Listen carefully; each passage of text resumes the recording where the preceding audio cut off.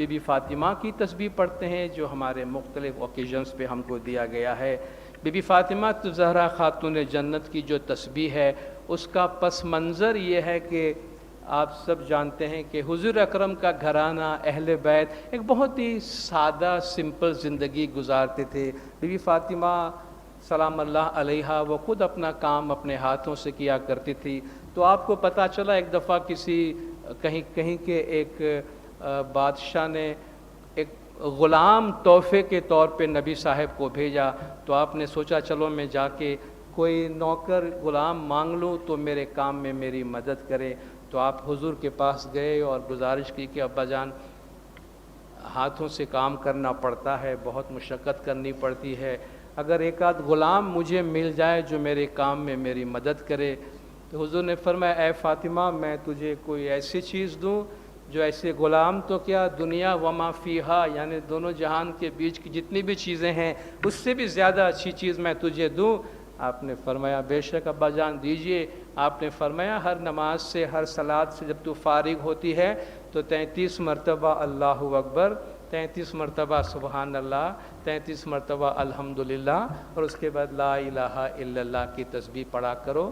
یہ ان تمام چیزوں کو جو کچھ تم طلب کر رہی ہو اس سے کہیں زیادہ طاقتور اور کہیں زیادہ پاورفل چیز ہے۔ تو آپ دیکھیں اسے تسبیح فاطمہ، بی بی فاطمہ تو زہرا خاتون جنت کی تسبیح، وہ تسبیح جو اہل بیت میں حضور نے اپنی بیٹی کو دی، وہ تسبیح اپنی بیٹی کے واسطے مخصوص نہیں رکھی، ہمارے واسطے بھی دی۔ سارا جہان اس کو پڑھتا ہے، پورا عالم اسلام اس کو پڑھتا ہے، جس میں سب سے پہلی تسبیح ہے اللہ اکبر۔ جیسے میں نے پہلے عرض کیا پوری کائنات اللہ کی بڑائی بیان کرتی ہے۔ اللہ فرماتا ہے وَكَبِّرْهُ تَكْبِيرًا، اور اللہ کی بڑائی بیان کیا کرو۔ اور یاد رکھیے جب ہم اللہ اکبر کہتے ہیں تو اس کا مطلب یہ نہیں کہ اللہ کو اس کی بڑائی کی ضرورت ہے۔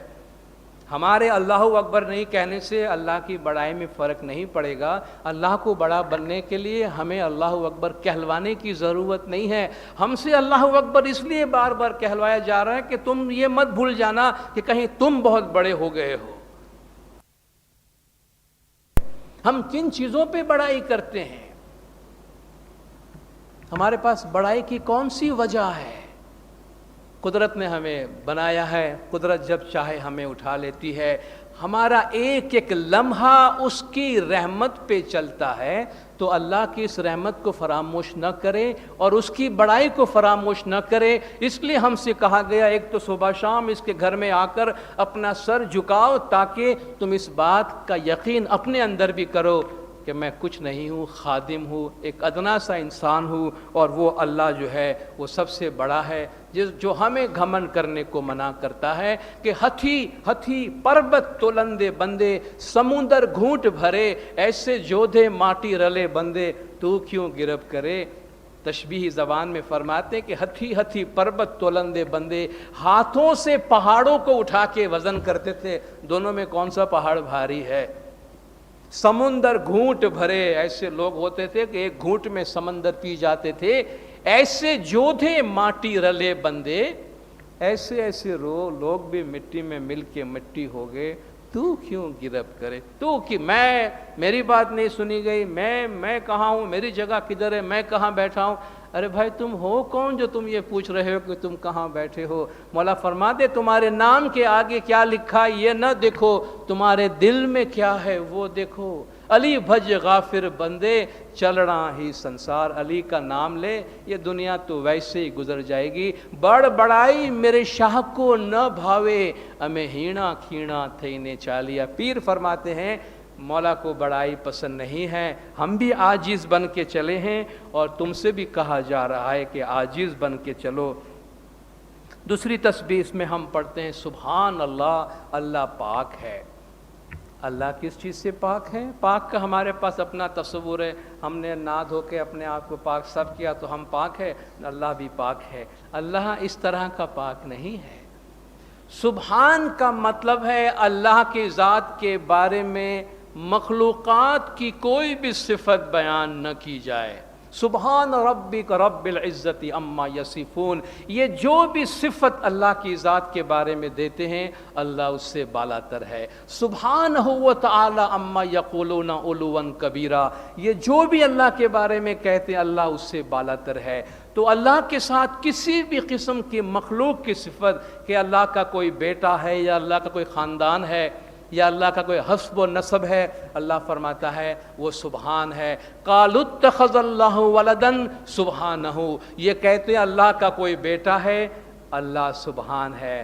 وَيَجْعَلُونَ لِلَّهِ الْبَنَاتِ، یہ کہتے ہیں اللہ کی بیٹیاں ہیں، سبحانہ اللہ سبحان ہے۔ وَأَنَّهُ تَعَالَى جَدُّ رَبَّنَا مَا اتَّخَذَ صَاحِبَةً وَلَا وَلَدًا، اور میرا پروردگار بہت بلند ہے جس کی نہ تو کوئی بیوی ہے اور اس کا نہ تو کوئی بیٹا ہے، وہ سبحان ہے۔ تو جب ہم سبحان کہتے ہیں اس کا مطلب یہ ہے وہ اللہ کی ذات انسان کے وہم و گمان سے بھی بالا تر ہے، مخلوق کی کوئی بھی صفت اس پہ نہیں جا سکتی، مخلوقات کی صفات سے وہ بالا تر ہے۔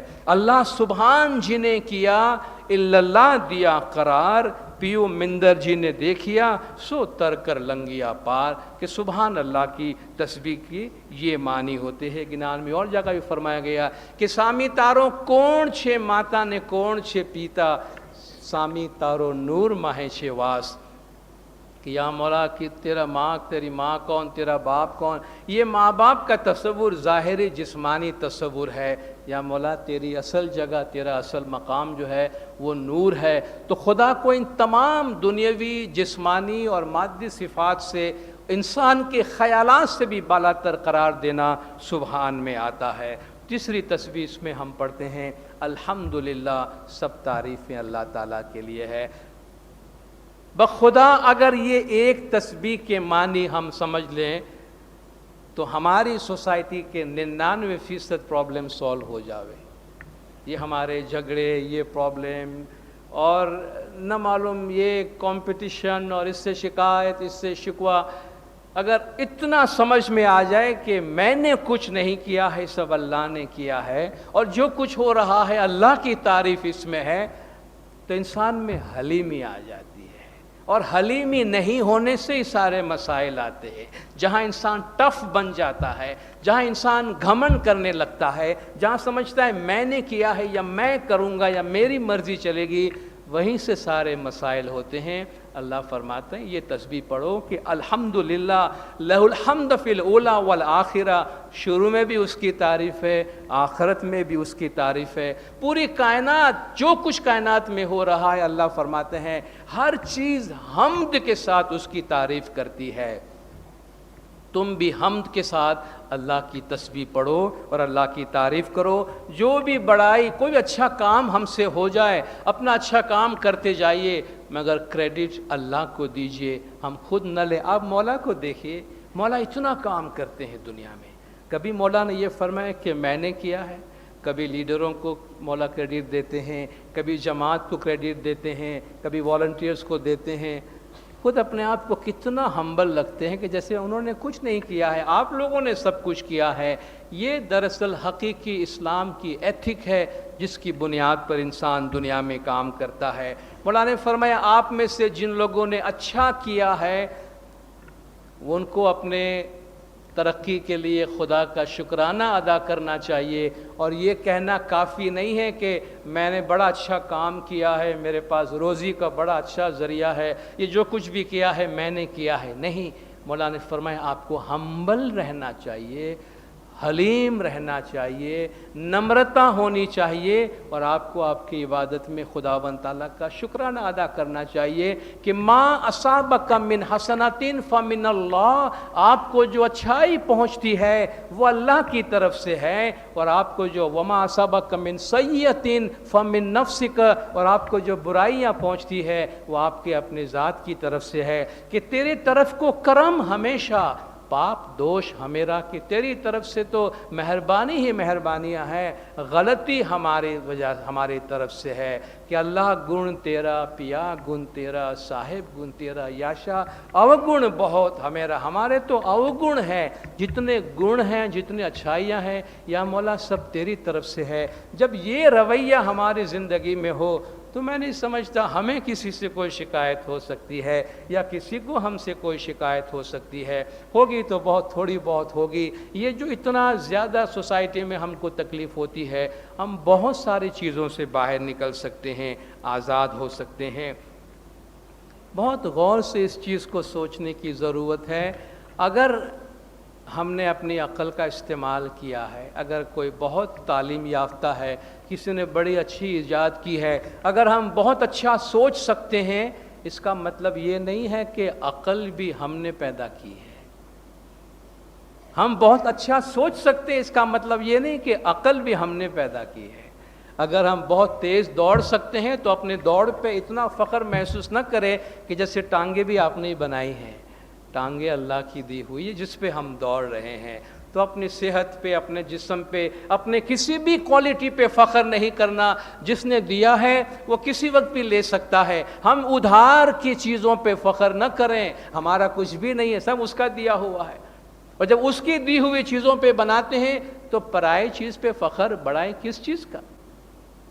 اور جب آپ دوسروں کی چیزوں پہ فخر کریں گے تو دینے والا بھی ہنسے گا کہ دیکھو تو صحیح کیسا نادان انسان ہے، ذرا اس کو بتاؤ تو صحیح کہ تم جو سمجھ رہے ہو ویسا نہیں ہے۔ پھر وہ تھوڑا سا کان پکڑتا ہے تو پھر زندگی ہماری پوری کیا سے کیا ہو جاتی ہے۔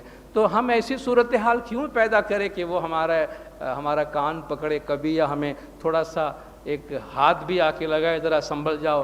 آپ کو پتہ ہے زلزلہ آ جاتا ہے زندگی کے اندر، اس سے اچھا ہے جھک کے رہیں، حلیمی سے رہیں، اپنے آپ کو اس کے آگے جھکا کے رہیں، تاکہ زندگی میں ہمیں اسلام کا جو بہترین اصول اللہ نے ایتھکس ہمیں دیے ہیں، اخلاق دیے ہیں، ان اخلاق کے مطابق اپنی زندگی گزار سکیں۔